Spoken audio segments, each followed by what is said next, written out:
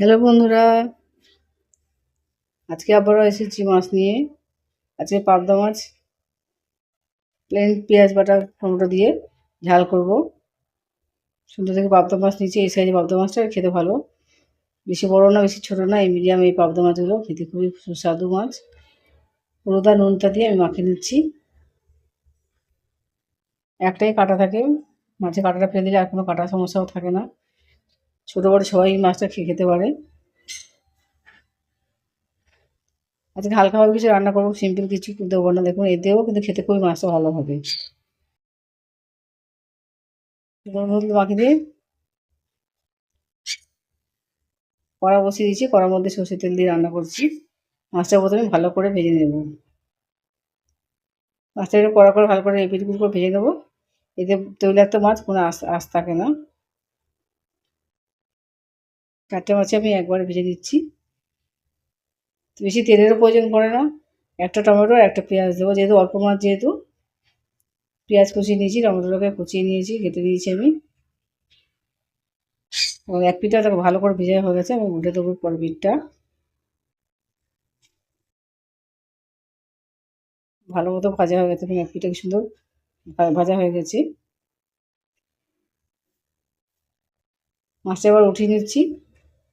Like এবং subscribe করতে ভুলবেন না, কমেন্টে অবশ্যই জানাবেন আপনাদের মতামত, যারা কারা কারা পাবদা মাছ খান। পেঁয়াজটা দিয়ে দিলাম, আমি গরম তেলের মধ্যে পেঁয়াজটা দিয়ে দিচ্ছি, দিয়ে পেঁয়াজটা ভালো করে ভেজে নিচ্ছি। এর মধ্যে আমি টমেটোটাও দিয়ে দিচ্ছি। টমেটোটা দিয়ে ভালো করে ভেজে নিতে হবে। তো নরম হতে হতে আমি এদিকে জিরাটা, হলুদটা সব এক এক করে মশলা দিয়ে দেবো। লঙ্কা গুঁড়ো রেডি করে নেব।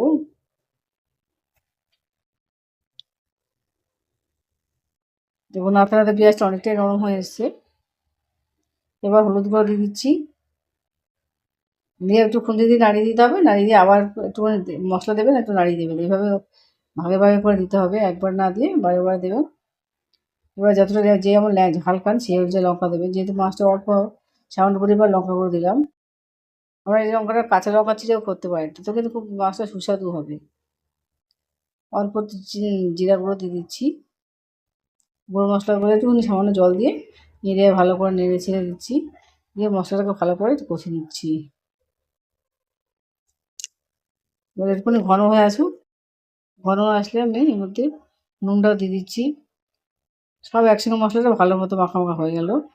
ধরুন কি সুন্দর কষানো হয়ে যাচ্ছে। যত ভালো করে মশলাটা কষাবেন তাতে অত ভালো মাছটা রান্না কিন্তু হবে।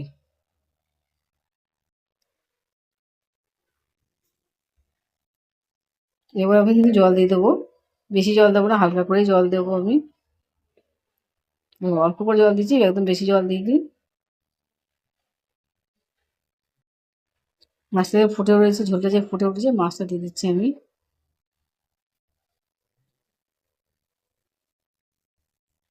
মাছটা ভালো করে ফুটতে দেবেন। দেখুন ফুটে উঠেছে, গ্রেভিটা ঘন যখন ঘন হয়ে আসবে তখন কিন্তু আমি নামিয়ে ফেলবো, বেশি আর শুকাবো না। রেডি হয়ে গেছে আমার মাছটা। ভালো করে একটু মাখা মাখা করার সময় এই পাবদা মাছটা এরকম খেতে ভালো লাগে, কিন্তু গরম গরমভাবে পরিবেশন করে দেখুন, সে খুবই ভালো লাগবে পাবদা মাছের ঝালটা।